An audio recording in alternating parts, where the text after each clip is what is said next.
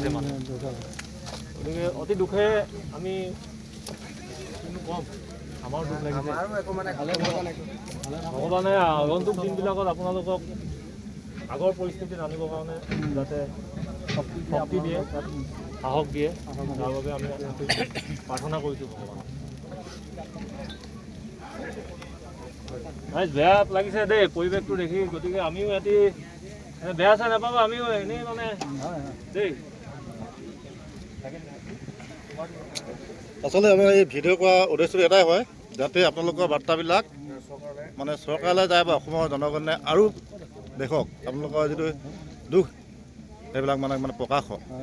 সেই উদ্দেশ্যলৈ ভিডিঅ'বিলাক বনাইছে আপোনালোকে বেয়া নাপাব যিহেতু এজনক দেখি হাজাৰজন ওলাই আহিছে এতিয়া লাখজন ওলাই আহিব কোটিজন ওলাই আহিব